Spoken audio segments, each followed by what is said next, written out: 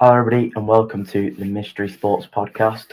Third episode, Premier League. Well, all the Premier League fixtures, bar for one game, I've concluded.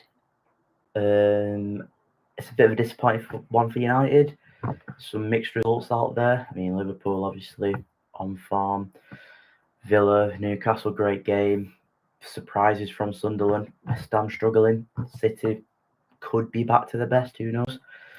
But overall, though, very good weekend for sports, really, and especially for certain clubs in the Premier League and Rochdale as well, getting a win on the board there. Oldham, disappointing result there, obviously the loss, but there's always more games in the season to go. Obviously, it's the start of the season. But yeah, quick reaction on United's game yesterday against Arsenal. Obviously, everyone knows the score. It was a 1-0 win to Arsenal. Very, very, very unlucky from Manchester United. I do think that Manchester United should have probably won the game. I think a lot of people do think that United should have won the game.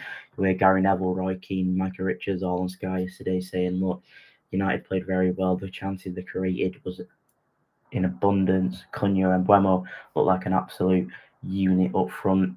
Maybe United just need to sort that number 9, and obviously bringing in Shesko could be the solution to that problem.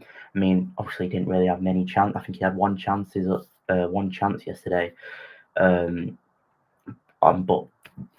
his first, I think it was half an hour he got so, and he looked decent. Like he held the ball quite well.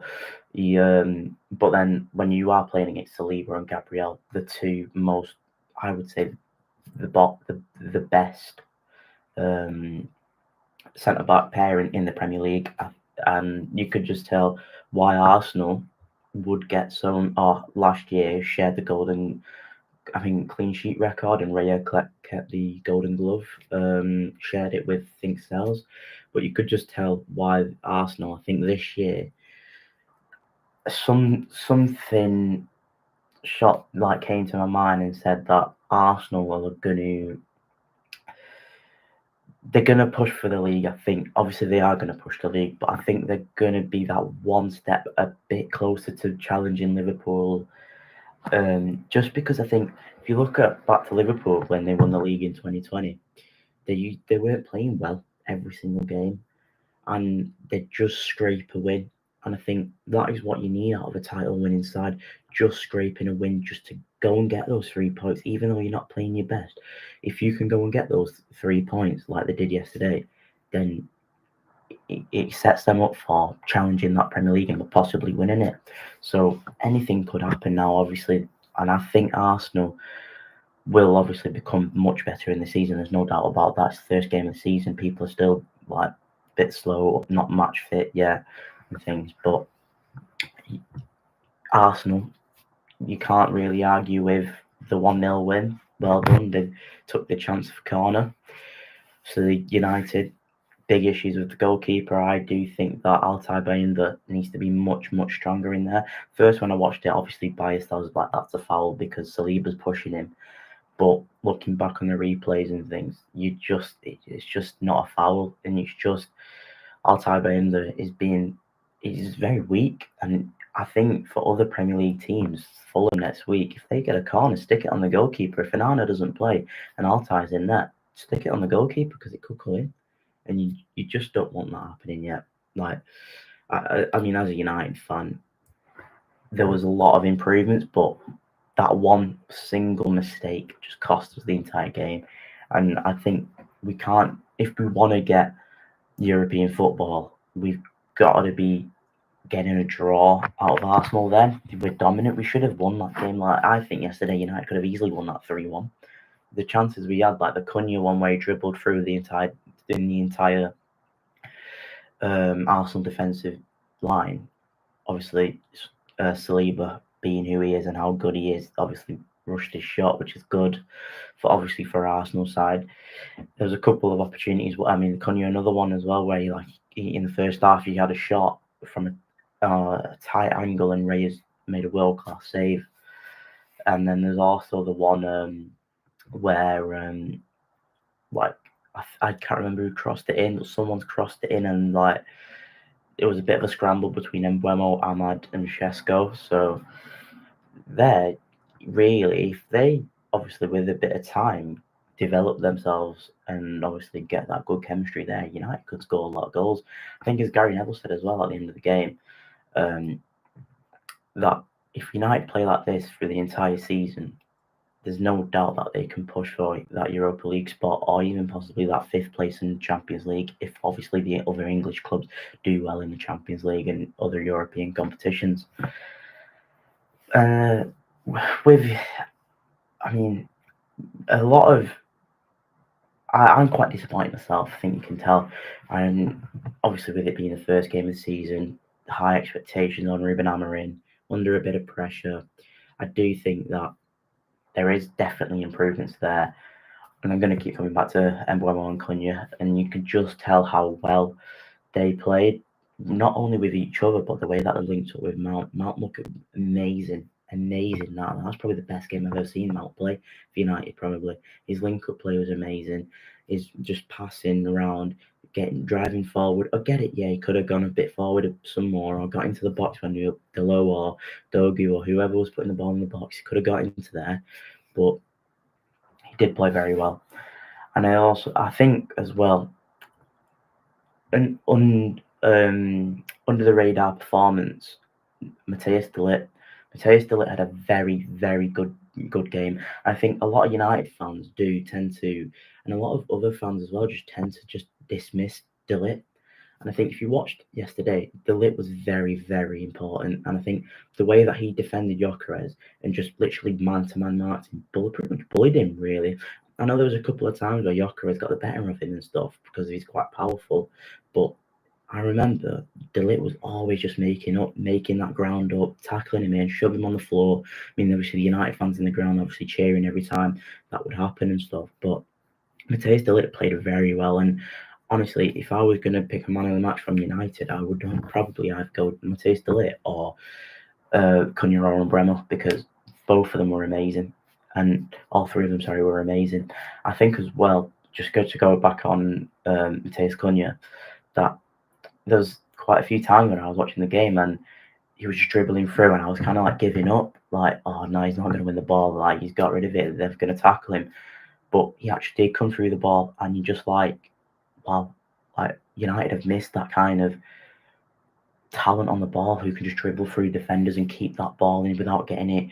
Like if you have Rashford, for example, no offense to Rashford because he's a decent player on his day, but Rashford, I think if that was Rashford, he'd probably just go on the floor. If that was Garnacho, he'd probably just be like try dribble, take one of them on, and then can't get past the other. Whereas Cunha could just dribble past the whole entire team, and I think that's where you see that Premier League quality of Matthias Cunha compared to those like Rashford and Garnacho, and I think there's a huge difference between the way that we were attacking last year to where now. I mean, both sides, the left side and the right side, look amazing. I think the left side obviously got Cunha there. I think Dogu needs to. Dogu, what a shot from him. Obviously, he's very unlucky, but there was. I think with Dogu, he probably could have. I think he was tired, but I think as the season develops, he will come better. I think that's going to be like everyone this year. I think even Bruno Fernandes as well could have been much better, and I think he might need to play that slightly more advanced position. However, I think the team who we're playing with Casemiro there as well, I think that just limits him going forward. And if you have Agate there or Kobe Mainu there, someone who's bit obviously got the legs because Casemiro hasn't got the legs. You could see yesterday Kai Havertz just ran straight through him. You have someone there with the legs. I think Bruno's got that license to go forward a bit more because as soon as Agate came on, Bruno kind of had a bit more space and was getting about everywhere, was running about trying to create some chances and stuff. So obviously that's for future games and things. I think that's what United can look at. I also do think that as well. I'm just staying on United here, but United, Lenny Yoro played very well yesterday. Very sound on the ball. Always, I mean, obviously he had that one mistake which led to the goal, but I do think that Lenny Yoro played well. Read the play very, very well. And also, I do think that he does get a little bit of stick that he doesn't need. Like yesterday, Michael Richards said, this guy that, well, I mean, he was praising him, but he was saying, "Oh, Lenny Yoro read the game well for a young lad." I'm like, hold on. Before he came to United, Lenny Yoro was seen as one of an up and coming world class defender, and I think coming to United now, where's he lost that kind of world class defender? Because he's still that. He's still that. Obviously, he's still young. I think he's only 19, 18, but he is still that world class quality there. Because I don't think there's many other Premier League players who centre backs, especially, you can receive the ball on either the left hand side on the weak foot and on the right side, and just be that calm under pressure. And when you've got Odegaard pressing you, Gyökeres pressing you, and I think Martinelli, Saka, and Lenny Yoro, honestly, he's very, very good, and just that the way he links the play as well. Because there was quite a few periods of the game where United playing out the back, Altai was going to delay, back to Altai, back then to Yoro, and then Yoro had that space there just to play that ball there. And I think to either Embuemo or the Bruno or the Casemiro, and I'm pretty sure there was probably a couple of times where he didn't play that pass or didn't get it to the man. But I'm pretty sure like 8 times out of 10 he gets that ball there, and honestly, it changes the game for United because they can go forward quicker, and then obviously that ball's gone into Bruno if it does. And Bruno, obviously, with his quality, everyone knows how good he is, can play either the long ball over to the striker or give it into the wing backs and then on into the cams. So I think Lenny and Matthias De Ligt played very well yesterday. Obviously, I think underappreciated for a lot of the media and a lot of the fans as well. One downside to obviously the performance, apart from conceding, except from goalkeeping, I do think Casemiro, I mean, played very well. Don't get me wrong, he made quite a good few defensive tackles, stopping quite a few breaks and attacks from Arsenal.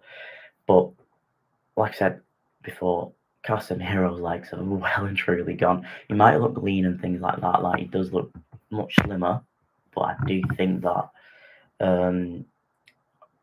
that centre mid next to Bruno needs to be someone like Agate, Mainu, or when we hopefully we get Carlos Baliba, because if we get him, you could just tell the game has changed. Like there's going to be so much energy in that midfield, obviously alongside Bruno, and obviously that will hopefully, when it should, give United that energy that they need in the midfield just to run about. When obviously the counter attacks happen against them, they've got someone there who's quick and who can get that ball back and make that tackle. Before that, I mean, Casemiro was doing it, don't get me wrong, but by the time he got there to the ball, Arsenal were already on that penalty box. So if that is the case, and you never know, if Arsenal were better on the day, they might have had shots and they could have been 3-4-0. You never know. But yeah, now let's get on to the Premier League reactions. So, well, other games bar from United Arsenal. So Liverpool versus Bournemouth 4-2. I think Liverpool just look like the Premier League winning side that they were, and just the quality that they brought in definitely shows. Hugo Ekitike looks absolutely brilliant. I mean, I'm thinking of putting in my FPL team because of how good he is, and the past 2 games he's good, and he's got the assist as well for the second for Liverpool. Obviously, the game got stopped. Obviously, no one condones racism. Obviously, Anton Semenyo obviously experienced that, and I think that Anton Semenyo played very, very well just to get through that kind of, obviously, that attack he had, but then just to score and to play the way that he did, like, honestly, it was brilliant. I couldn't fault him in any way, shape, or form. I mean, like, he scored 2, didn't he? So, like, brilliant performance from him. Obviously on Saturday now, so Villa versus Newcastle, a 0-0. But I've obviously watching match of the day and the highlights and stuff. It was a very, very entertaining game. So the Newcastle fans after the game singing that chant there, quiet. Obviously, I think you could tell. Obviously, I don't know for certain that it was aimed at Alexander Isak, but the words obviously in the song. It's on Sky Sports, Instagram, Twitter, TikTok. You can hear it there. It does show that I think Newcastle fans are starting to go against Alexander Isak, and obviously not liking obviously what's happened, and no club wants that to happen. If one of their star players is saying, "Look, I don't want to play for you," I mean, obviously, like look at United and Garnacho. Obviously, no one United fan wants Garnacho to play anymore. Brighton, Fulham, another draw, 1-1. I remember watching this. Obviously, Fulham got a bit of a late very late equaliser, 90 +7. Obviously, Muniz, I don't know his name, but he obviously scored there. It was a very good game actually. Like quite end-to-end stuff. There's quite a few chances off for Brighton, but you never like Fulham. Obviously, being the quality that they have in Marco Silva, their manager, never gives up, and to obviously get that last-minute winner, equaliser. Sorry. Very good determination from them. So United need to be careful about that, just because United's game management. Let's say we are winning there at Craven Cottage, and then they could just go and score at the end, and no one wants that to happen for United, especially.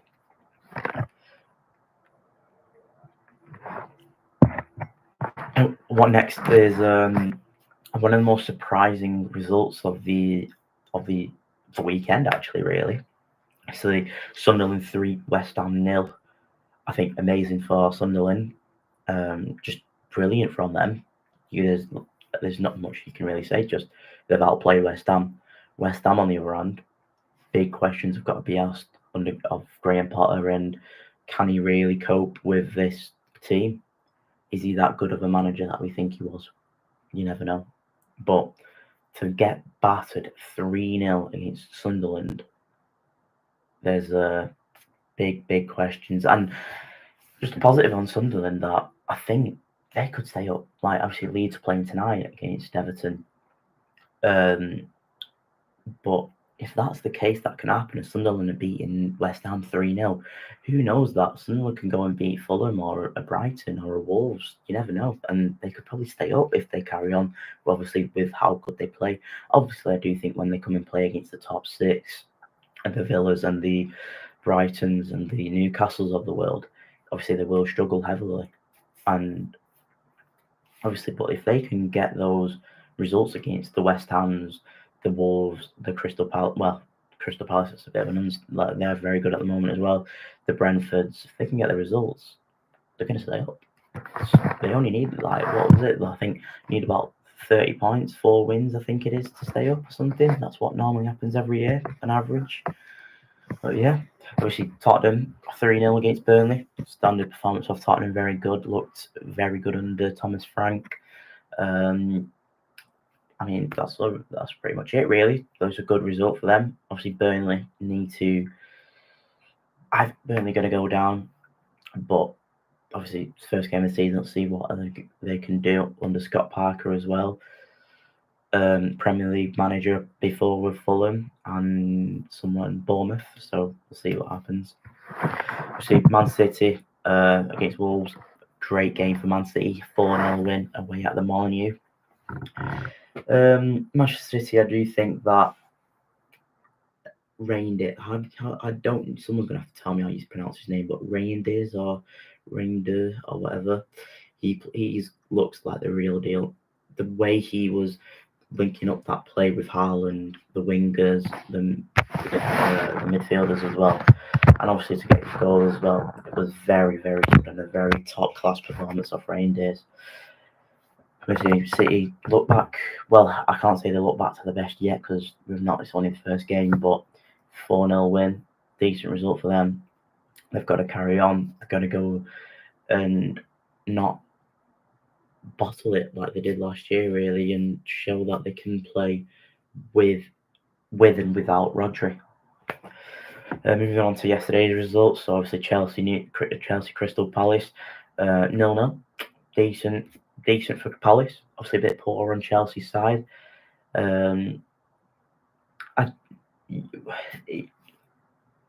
Palace look very, very good, very solid. Oliver Glasner looks like he's just drilled defensive structure into Palace, and to just stop those little kind of like silly goals that they were giving up. And Dean Henderson looks amazing. Chelsea on the other hand, still early on the season, they will improve. I think Cole Palmer was kind of a leggy. I think he's quite tired. I don't know if it's because they played the World Cup or they've not had a proper rest, but it was still quite a reasonable performance. Obviously, just lacking that goal there. Nottingham Forest versus Brentford, 3-1 to Nottingham Forest. I mean, obviously Chris Wood in my FPL team, so absolutely buzzing with them. With him, sorry. Obviously Brentford look like they're going to struggle, and we're obviously losing Mbeumo and Norgard. Obviously, they're losing that midfield battle there, and obviously they've lost a very, very good attacking threat. Nottingham Forest, Nuno Espirito Santos saying with Sky the other day that it's far away, but then they're winning 3-1. So it looks good on paper there. Obviously, United losing 1-0. Great result for United. Sorry. And then obviously tonight, so a bit of a look ahead for Leeds versus Everton. I think Leeds, Ellen Road will be rocking. Everton, obviously, high expectations. David Moyes, their new stadium, obviously, in the next weekend.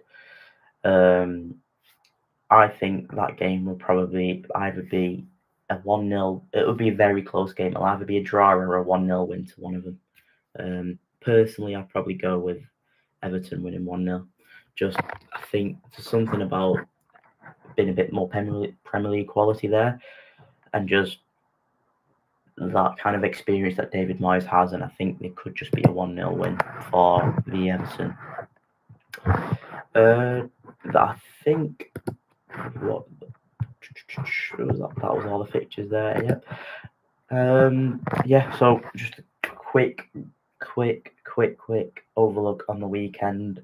I don't know if I will do another stream this week because I am going away. So let's just do a quick United one actually. Yeah. So United versus Fulham on the weekend. 4:30 on Sunday, Sky Sports obviously to watch it.